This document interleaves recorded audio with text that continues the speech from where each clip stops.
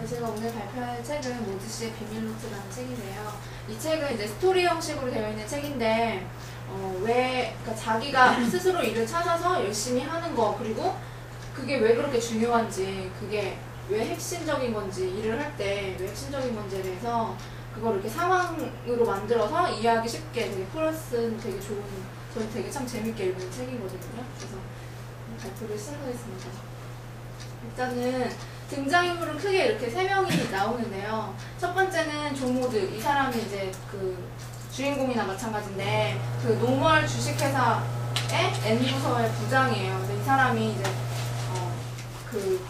이 부서의 부장으로서 이제 사람들을 관리하는 위치에 있는 사람인데, 네, 어떤 그 너무 노멀한 그런 방식으로만 삶을 살다가 이제 약간씩 뭔가 일에서 만족감을 못 느끼고 약간 회의감을 느끼고 그러면서 이제 그 내용이 시작되게 돼요.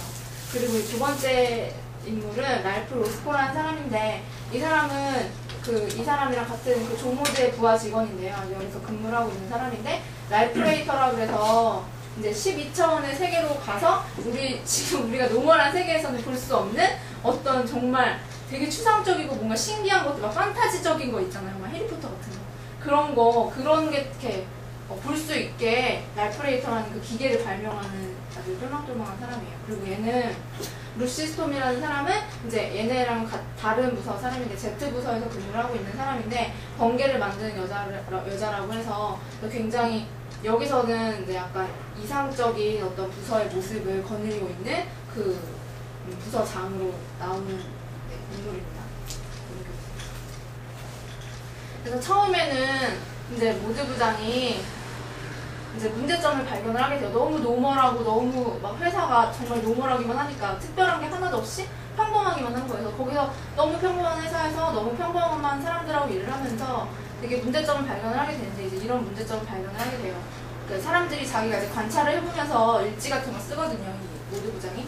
근데 써보니까 업무랑 관련된 일에는 아무도 신바람을 내지 않는 거예요. 그 직원들 모두가 일을 하는데 별로 기뻐 보이지가 않아요. 그리고 대부분은 거의 다 그냥 하지 않아도 되는 일을 하지 말자. 가급적 조금만 하자. 그냥 나한테 주어진 일만 딱 그 할당량만 하자. 시킨 것만 하자.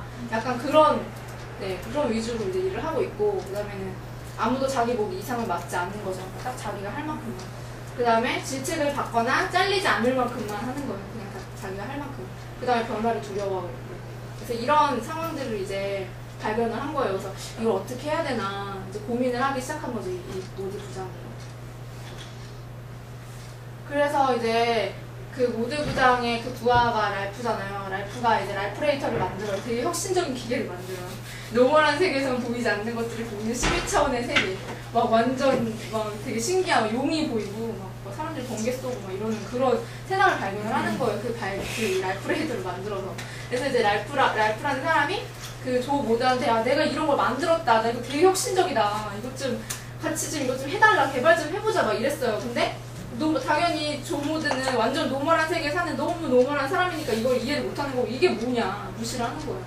그래가지고 이제 얘기가 되는데, 그러다가 이제 우연히 조 모드가 실수로 이 랄프레이터의 감전이 돼가지고 이 12차원의 세계로 들어가게 되면서, 지금 우리 부서가 어떻게 돌아가고 있는지 내가 이렇게 노멀한 세계에서 보지 못했던 관점에서 다시 보게 되는 거예요. 그래서 이제 막 12차원의 세계로 들어갔잖아요. 랄프레이터로 해서 들어갔는데 되게 엄청 잘 돌아가는 그 Z부서를 우연히 가게 된 거예요. 근데 그 Z부서 가보니까 그 아까 루시 스톰이라는 여자 있었잖아요. 그 여자를 보게 됐는데, 그 여자가 이제 번개를 만드는 여자라고 해서 막 이렇게 잽이라는 소리가 이렇게 약간 뭐라고 해야 되지? 번개가 찌직할 때 그걸 약간 영어식 표현인 것 같아요. zzz 그렇게 한 것 같아요. 그거 같아요. 이런 게 zzz 하는 거잖아요. 그 약간 지직거리는 그걸로 그렇게 하는 것 같아요. 저는 제가 생각하기에. 근데 그런 거였구나. 그런 것 같은데, 이제 막 그 루시라는 사람이 일을 할 때는 같은 부서 사람들이랑 일을 하는데 막 그런 그 소리가 많이 나는 거예요. 그래서 번개가 막 일어나는 거예요. 그래서 그거 보니까 되게 걔네는 같이 부서에서 일을 하는 사람들이 되게 협동도 잘하고 되게 활기 있게 되게 정말 자기네 부서 사람들이랑은 다르게 되게 자발적으로 일을 하면서 그렇게 되게 일을 하는 거예요. 그래서 보니까 그 잽이라는 게 사람들에게 활기를 불어넣는 힘이고 새로운 아이디어와 프로그램을 성공으로 이끄는 열쇠라는 걸 이제 알게 된 거예요. 그 조 모두가. 그래서 잽이 있어야 되겠다. 우리도 이제 우리 부서도 이걸 만들어야 되겠다. 어떻게 하면 이걸 만들 수 있을까? 이렇게 생각을 하게 되는 거예요.